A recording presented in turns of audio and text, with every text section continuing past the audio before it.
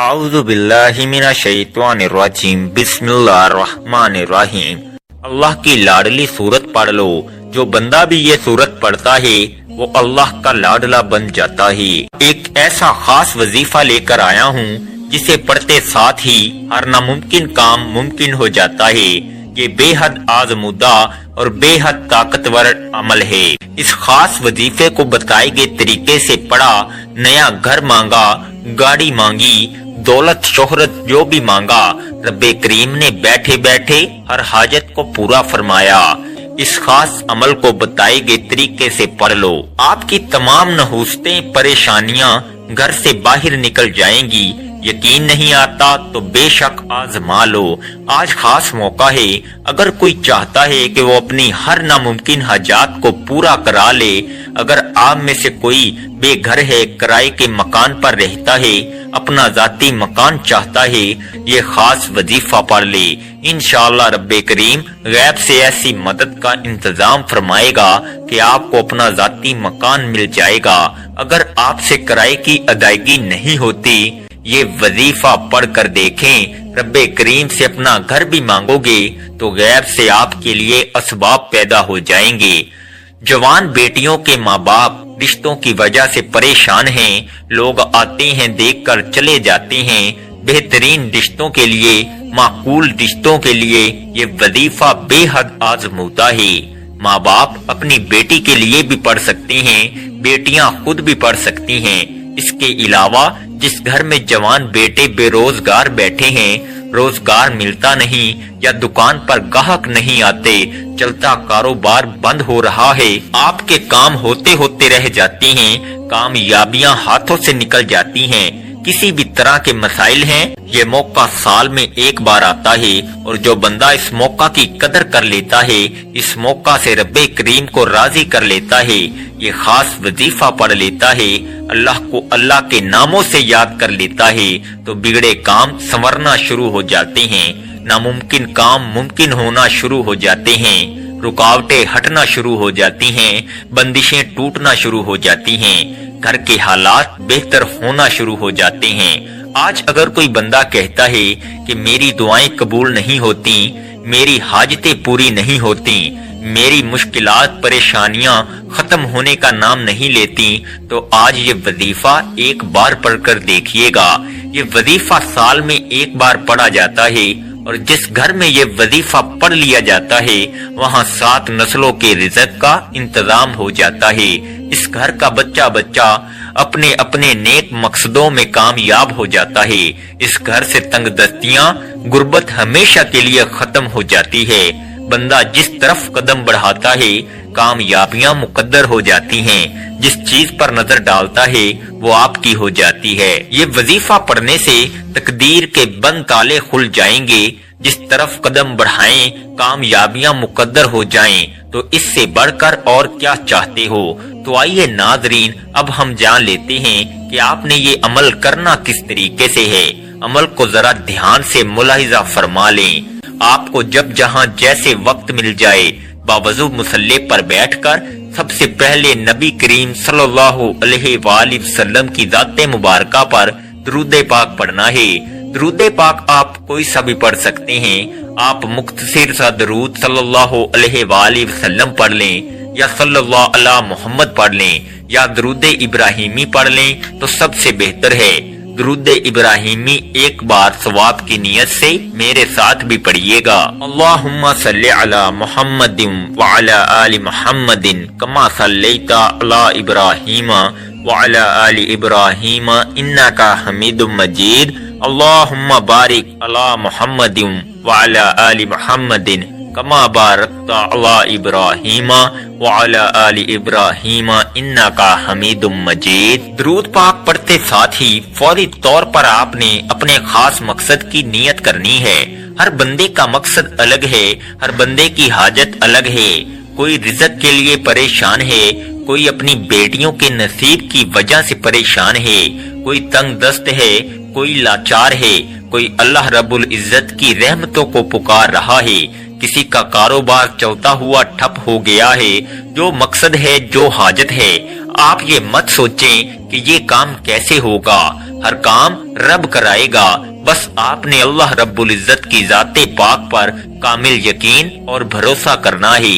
یہ وظیفہ آپ کی تمام پریشانیوں، تمام تنگ دستیوں کا آخری حل ثابت ہوگا۔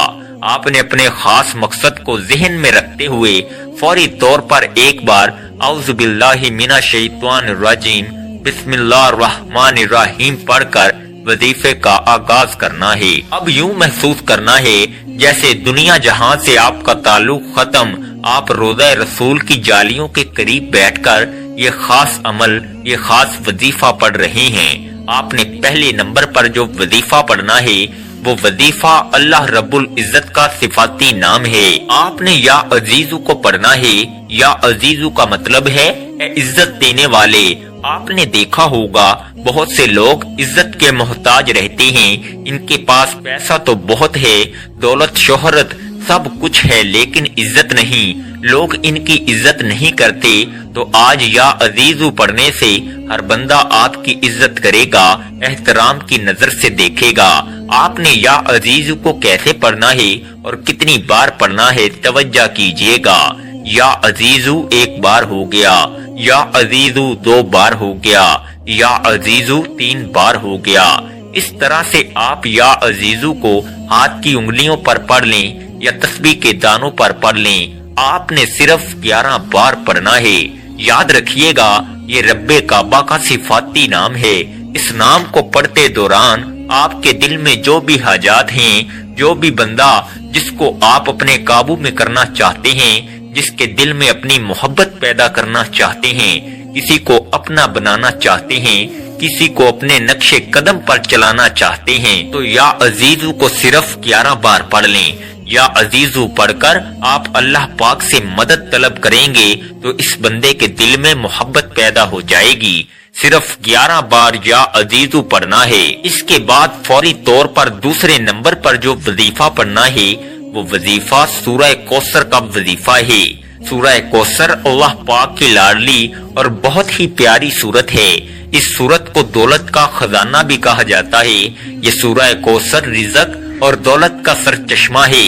جن کے کاروبار چلتے چلتے بند ہو رہے ہیں، جن کے گھروں میں بے روزگاری ہے، بندشیں ہیں، تنگ دستیاں ہیں، پریشانیاں ہیں، رکاوٹیں ہیں، مسائل ہیں اور ختم ہونے کا نام نہیں لے رہے، وہ آج سورہ کوثر کو بتائے گئے طریقوں و ترتیب سے پڑھ کر دیکھے۔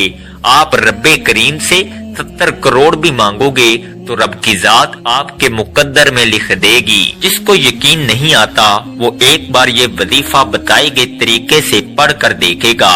رب کریم نے چاہا تو اتنا ملے گا، اتنا پیسہ آئے گا کہ آپ کی 7 نسلوں تک کافی ہوگا۔ سورہ کوثر کی تلاوت سماعت فرما لیں۔ بسم اللہ الرحمن الرحیم۔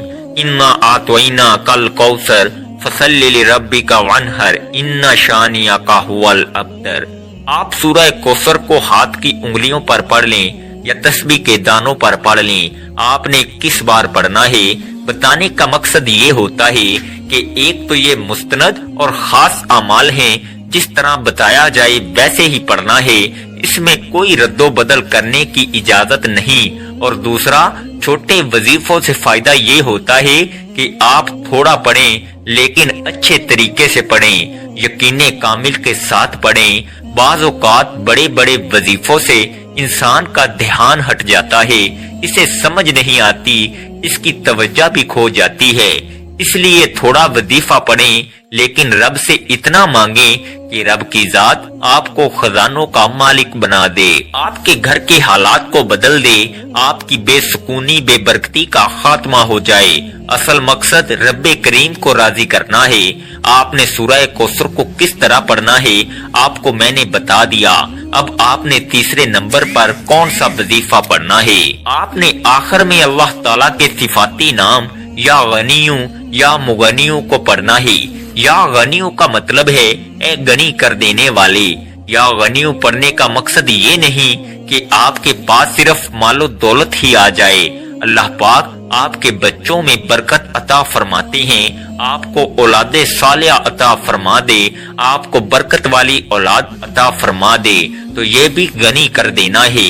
آپ کو علم آ جائے، قرآن کا علم اللہ پاک آپ کو سکھا دے، آپ مجدد بن جاؤ، یہ بھی غنی ہونا ہوتا ہے۔ اللہ پاک آپ کو عزتوں کے اعلیٰ مقام پر فیض یاب فرما دے، آپ کے چہرے پر وہ نور عطا فرما دے کہ ہر بندہ اس کو دیکھ کر اش اش کرے، آپ کی عزت کرنے پر مجبور ہو جائے، آپ کو با عزت با وقار عطا کر دے، آپ کو اچھی سوچ عطا کر دے، یہ بھی غنی کر دینا ہے۔ غنی کر دینے کی بہت ساری قسمیں ہیں جو میں نے آپ کے آگے بیان کی ہیں، تو لہذا یہ خاص وظیفہ آپ نے یا غنیوں یا مغنیوں کا تیسرے نمبر پہ پڑھنا ہے۔ کیسے پڑھنا ہے اور کتنی بار پڑھنا ہے توجہ کیجئے گا۔ یا غنیوں یا مغنیوں ایک بار ہو گیا، یا غنیوں یا مغنیوں دو بار ہو گیا، یا غنیوں یا مغنیوں تین بار ہو گیا۔ اس طرح سے آپ یا غنیوں یا مغنیوں کو ہاتھ کی انگلیوں پر پڑھ لیں یا تسبیح کے دانوں پر پڑھ لیں، آپ نے صرف اور صرف 11 بار پڑھنا ہے۔ یہ وظیفہ بتائے گئے طریقے اور ترتیب سے پڑھتے ساتھ ہی اللہ کی طرف سے سکون اترتا ہے، اسے سکون والی زندگی نصیب ہوتی ہے اور بندہ پریشانیوں سے نکل جاتا ہے، غموں سے مشکلات سے وہ نکل جاتا ہے۔ یہ سارے اعمال بتائے گئے طریقے اور ترتیب سے پڑھنے کے بعد آپ نے پھر سے ایک بار درود پاک پڑھنا ہے، جو درود پاک آپ نے عمل کے شروع میں پڑھا تھا۔ اب آپ کا عمل مکمل ہو گیا۔ آپ نے اس وظیفے کو بتائے گئے طریقے کے مطابق پڑھنا ہے۔ آپ یہ وظیفہ کسی بھی نماز کے بعد کسی بھی وقت پڑھ سکتے ہیں۔ انشاءاللہ آپ کی روزی کے اندر بے پناہ برکت ہوگی، بے پناہ اضافہ ہوگا اور غربت ہمیشہ کے لیے ختم ہو جائے گی۔ اگر آپ مقروض ہیں تو ہمیشہ کے لیے قرضے سے آپ کو نجات مل جائے گی۔ اگر آپ جنات کا شکار ہیں انشاءاللہ آپ ہمیشہ کے لیے اس کے حملے سے محفوظ ہو جائیں گے۔ اگر آپ کے گھر میں تنگ دستی ہے تو انشاءاللہ اس کا بھی خاتمہ ہو جائے گا۔ آخر میں آپ لوگ دعا ضرور مانگیے گا اپنی تمام پریشانیوں کے لیے، اپنی تمام حاجتوں کے لیے، دکھ تکالیف کے لیے۔ اللہ پاک سے رو رو کر گڑ گڑا کر آپ نے دعا ضرور مانگنی ہے، اللہ پاک ضرور کرم فرمائیں گے۔ دعا ہے کہ رب کعبہ میرا سنانا اور آپ کا سننا اپنی پاک بارگاہ الہی میں قبول و منظور فرمائے۔ دعا ہے کہ اللہ تعالیٰ ان وظائف کی بدولت ہماری تمام مشکلات، پریشانیاں اور رزق کی تنگی کو دور فرمائے اور ہمارے لیے آسانیاں پیدا فرمائے۔ اللہ تعالیٰ ہم سب کا حامی و ناصر ہو۔ ناظرین، اپنے رزق میں برکت اور وسعت کے لیے اللہ تعالیٰ کے 99 ناموں میں سے کوئی ایک نام کمنٹ میں ضرور ٹائپ کریں۔ شکریہ۔ السلام علیکم ورحمۃ اللہ وبرکاتہ۔